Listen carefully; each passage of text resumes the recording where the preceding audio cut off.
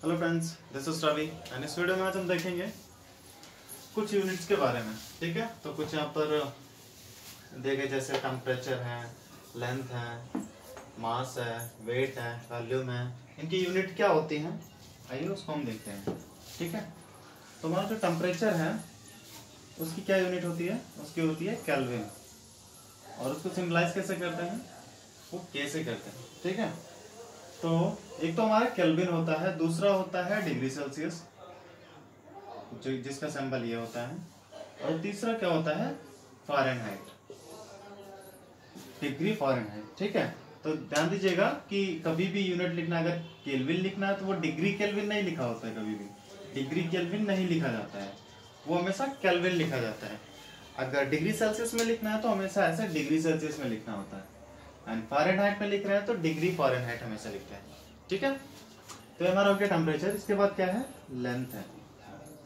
Length की unit क्या होती है, मीटर होती है, और उसको सिम्बलाइज कैसे करते हैं, एम से करते हैं। ठीक है, तो मीटर की और भी 2-3 यूनिट्स होती हैं।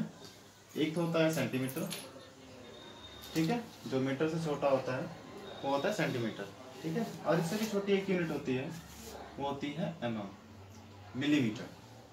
ठीक है, तो ये 2 यूनिट्स और भी होती हैं लेंथ की, जिसे मापते हैं। कोई छोटी यूनिट्स होती है, जैसे कोई छोटी चीज़ को नापना है, एज एक मार्कर हो गया, इसको हमें मापना है तो इसको हम सेंटीमीटर में नापेंगे या फिर एमएम में नापेंगे, इसको हम मीटर में नहीं नापेंगे। ठीक है, तो छोटी यूनिट्स के लिए हम क्या यूज़ करते हैं, सेंटीमीटर, और बहुत ज़्यादा छोटी होती है तो उसके लिए एमएम का यूज़ करते हैं।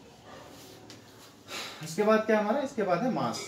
मास क्या होता है, मास होता है द्रव्यमान। ठीक है, और उसका जो यूनिट होता है वो होता है किलोग्राम, और उसको सिम्बलाइज क्या होता है, सिंबल यह होता है केजी।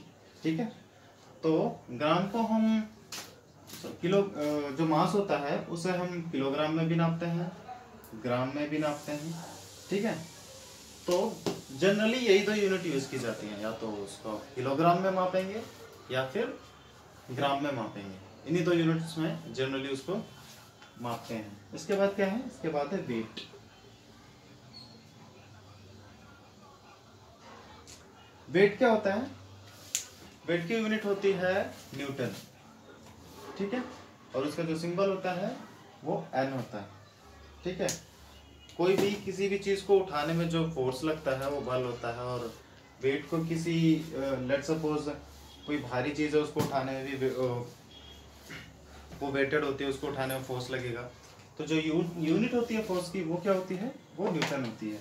न्यूटन का दूसरी यूनिट क्या होगी इसकी, न्यूटन का फॉर्मूला क्या होता है, जो फोर्स का होता है फिर इक्वल टू एक होता है m इंटू ए। ठीक है, तो ये होता है एक फॉर्मूला। इससे हम दूसरी यूनिट निकाल लेंगे जो कि वेट की होती है। ठीक है, तो m क्या होता है हमारा, m यहाँ पर हमारा द्रव्यमान होता है, और मास द्रव्यमान की यूनिट क्या होती है, किलोग्राम, तो यहाँ पर केजी हो जाएगा। और a क्या होता है, a होता है हमारा त्वरण। ठीक है, उसकी यूनिट होती है हमारा मीटर पर सेकेंड स्क्वायर। ठीक है, तो इसकी जो यूनिट होगी वो होगी मीटर, किलोग्राम मीटर,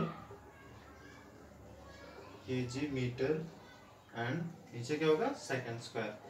जो ये ए है वो क्या होता है, त्वरण। त्वरण क्या बोलते हैं उसको, एवरेज बोलते हैं। ठीक है, तो ये होता है हमारा त्वरण। ठीक है, इसके बाद लास्ट क्या है, इसके बाद लास्ट है हमारा वैल्यूम। वैल्यूम को हम किस में मापते हैं, वैल्यूम को हम क्यूब मीटर होता है, नापते वैसे मीटर में ही है, और जो सिम्बलाइज होता है वो मीटर क्यूब होता है। एक्चुअल में जो वैल्यूम होता है, वैल्यूम इज इक्वल टू होता है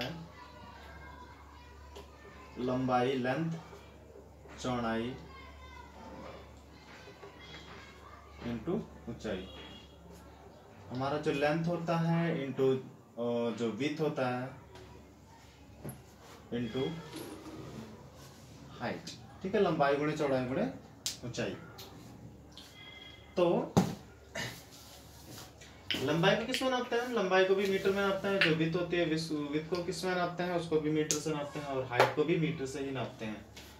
तो इसको metre into metre into metre is equal to metre cube. तो वो जो हमारा वॉल्यूम का यूनिट होता है वो मीटर क्यूब होता है।